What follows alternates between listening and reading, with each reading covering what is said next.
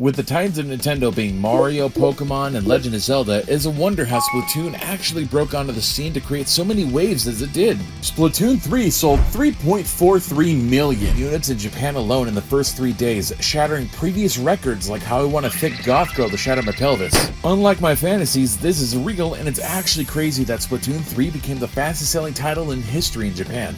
The Splatoon franchise debuted on the Wii U in June of 2015, and the first week only sold 144,000 units in Japan. Just for the record, the Wii U only sold 2.36 million units by the time of release. Some further perspective is that this means that only 6% of Wii U owners actually bought the game on release.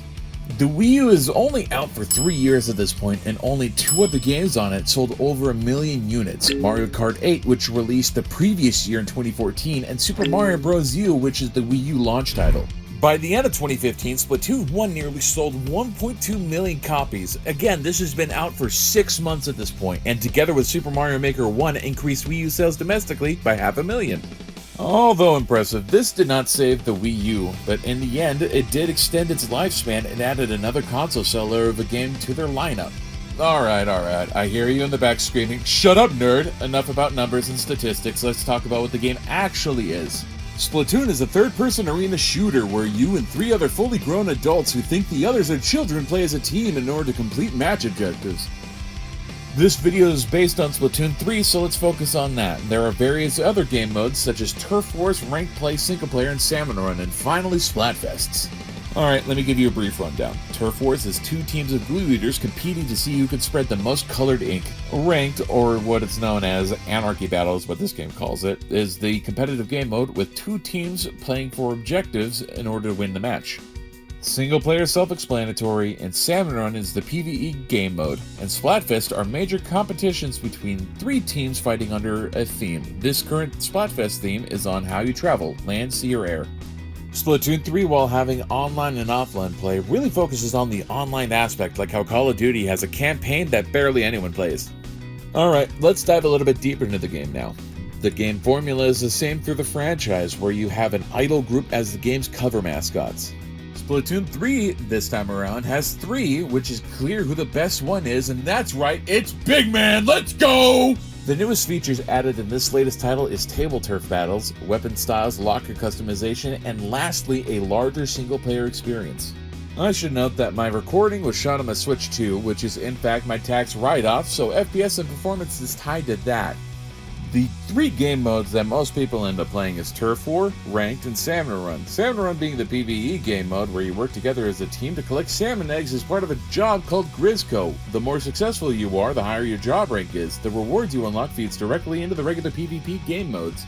The gear you collect has different stats, and the builds that you can achieve can be interesting with how those gears operate together.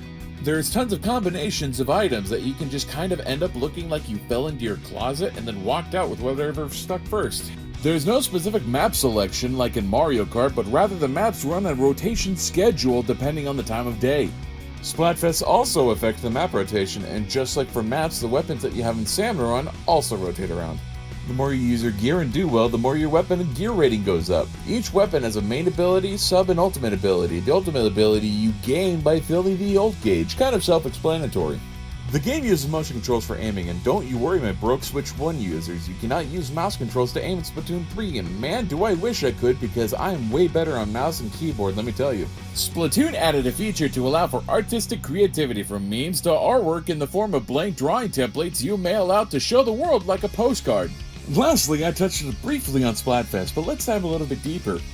Splatfests are usually a choice on certain topics, and the plaza is completely transformed into a festival type of mood. The music for the lobby has also changed as well. The teams battle it out to see who gets to be on top, and the winner is always announced after the 3rd day. And if you like the video, be sure to like and subscribe. Or don't, I'm not your boss.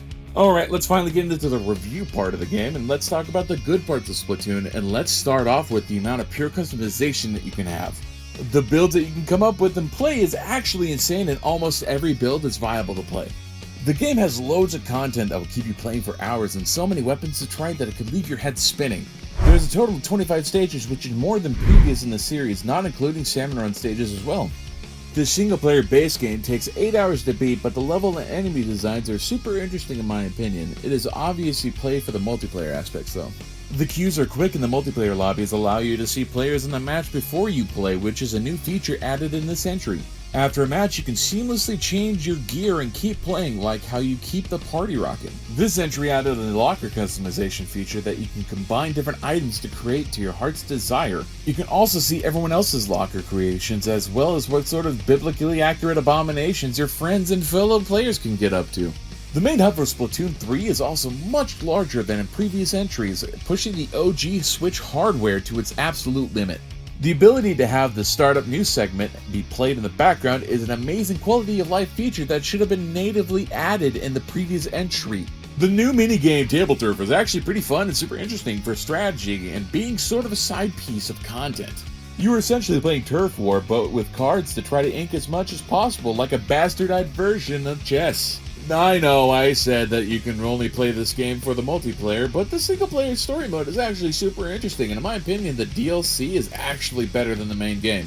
The game really nails down the narrative and pushes ongoing plot lines in an interesting direction to keep you engaged through your playthrough. I had a blast with the playthrough, and the DLC side order introduces brand new roguelike mechanic to the game, which adds for huge replayability. The gameplay style for Splatoon is actually rather refreshing because having a shooter with multiple kinds of weapons, cartoony and interesting mechanics is just a nice break from the same copy-paste Call of Duty Tarkov Apex clone that keeps getting shut out by game companies. As said, the queue times are quick and the community is still thriving. There is always people playing and new people are coming to try the game out. No matter how far behind you are in the match, you can always come back, and I love those kinds of mechanics that anything can change and you can always dig yourself out. The choice of music for the game is punk, in which I'm totally not biased for because of Tony Hawk games, and more games should include punk in the soundtrack. It fits with the carefree nature of the gameplay style anyways. And thus, with all things, there is a lot to be desired. You know, like me, because I just want to be desired. First and foremost, the fact that you cannot choose which map you play on is really aggravating, because sometimes I really want to play on specific maps or not want to play on certain other maps. God forbid I don't want to play on the same map for 2 hours, nor the same ranked game mode for 2 hours. The matchmaking for the game also needs some work, because let me tell you, I don't think there is an MMR system for Turf Battle, because every other game is a slaughterfest from start till finish. The game doesn't even matter until the last minute for Turf War anyways, because anything can change during that entire time. Ranked is even better for competitive modes, but I'm just dogwatered the game. On Switch 1 hardware, the main hum has notable performance hit issues and issues that crop up that does not affect the main game as you play. The rest of the issues stem from the hamster wheels that Nintendo uses to power their servers. The lag and instability is incredibly rough when you just randomly disconnect. The amount of system this game has is actually kind of too much for its own good for a new player. Each system has its own currency as well, which is like ability chunks, ability gain-ups, tickets, locker items, shells, gold, super sea snails, say that 10 times fast, catalog rewards, table turf items, name tags, drinks, food, and it's kind of ridiculous at this point. This is just a personal gripe I have, but I don't like the motion controls all that much. They feel super clunky to get used to and is unlike any other game that I've ever played, so my muscle memory can just not transfer over easy. I know it's better to play for quick reaction speeds, but man, I just want to use mouse controls. If you played Splatoon 1 and 2, then there's really not much different in terms of actual gameplay mechanics that wildly shifts in 3. In my opinion, Shifty Station was a better map mode for Splatfests. The game sometimes just overly feels competitive for Turf Wars, and while you can just not take it seriously, getting your face pushed in constantly, 5 out of 8 games in a row begins to just wear on a person. The real reason Splatoon 3 is popular is because it's the newest and latest version. Ultimately, if you're looking for a fun arena shooter, then you'll just love this game. I love this game and pretty much just love games in general. This combines goofy writing and Japanese aesthetics into a fun shooter that you can just play for hours. Motion controls, while maybe rough and a touch difficult to control, are still just a blast to play with and master. Once you get a feel for the controls and gameplay, you can just truly begin to get better. The player base is still solid after the game's final major content update, and you can still put hours into playing and all sorts of people that you can run across in all the game modes. There's a variety of different game modes to play, from PvE and casual to PvP, card games, and more. You can just play for hours, honestly, and this is a solid experience to play, and I would give this game a frustrating 8.3 out of 10 for me. And there you have it. That was my review. Did you like it? Did you not like it? Comment down below. Just remember, I will not hear you out, and I will be calling the authorities.